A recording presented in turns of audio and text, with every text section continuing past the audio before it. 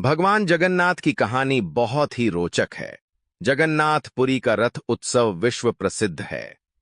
परंतु रथ उत्सव से कुछ दिन पहले ज्येष्ठ पूर्णिमा के दिन जगन्नाथ प्रभु को 108 घड़े जल से स्नान कराने की प्रथा है। 108 घड़े जल से स्नान करने के बाद जगन्नाथ भगवान बीमार पड़ जाते हैं। 15 दिन बीमार रहने के बाद जब ठीक होते हैं तब नैनासर उत्सव मनाया जाता है। परंतु सोचने वाली बात यह है कि जो पूरे ब्रह्मांड का मालिक है, जिसके लिए इस पूरे ब्रह्मांड में कुछ भी ऐसा नहीं है जो नहीं किया जा सकता, वह बीमार कैसे पड़ सकता है?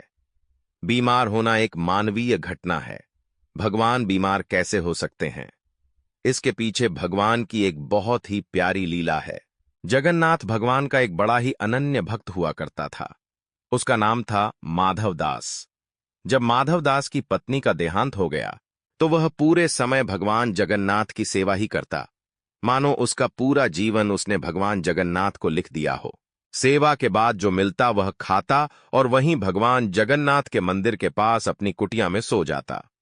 सालों बीते पर माधवदास किसी भी दिन भगवान की सेवा से नहीं चूकता। दिन तो बहुत बड़ी बात है, वह किसी क्षण भी भगवान की सेवा से नहीं झुकता। जब माधवदास बूढ़ा हो चला तब वह बीमार रहने लगा। लोगों ने उससे कहा, अब आराम किया करो, तुम बूढ़े भी हो गए हो और बीमार भी रहते हो। परंतु माधवदास किसी की नहीं सुनता, बस अपनी प्रभु सेवा में लगा रहता। एक बार की बात है, माधवदास बहुत बीमार हो गया। लोगों ने उससे कहा, वैद्य के पास जाओ, दवाई खाओ। परंतु माधवदास सबसे कहता, जिसके माथ पर हो जगन्नाथ का हाथ में, उसे किस बात की चिंता? भगवान है ना, वह सब देख लेंगे। यही कहता और निरंतर अपनी प्रभु सेवा में लगा रहता। एक दिन वह अपनी कुटिया में बीमारी के वजह से बेहोश हो भूमि पर गिर पड़ा। तब प्रभु जगन्नाथ प्रकट हुए। आम मनुष्य भेष में उन्होंने माधवदास को उठाकर चारपाई पर लिटाया।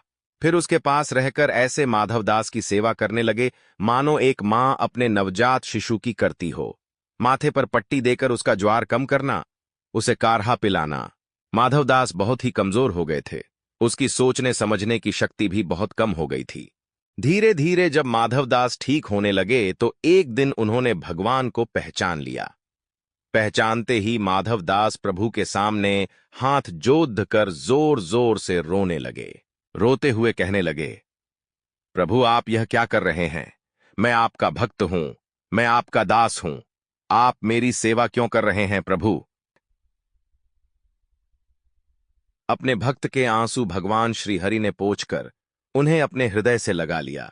प्रभु के हृदय में लीन होकर फिर कौन सी आस और लालसा बाकी रह जाती है? माधवदास को जीवित होते हुए इसी धरती पर साक्षात वैकुंठ का अनुभव हो रहा था। प्रभु ने उसके पीठ को सहलाते हुए उसे चुप कराया।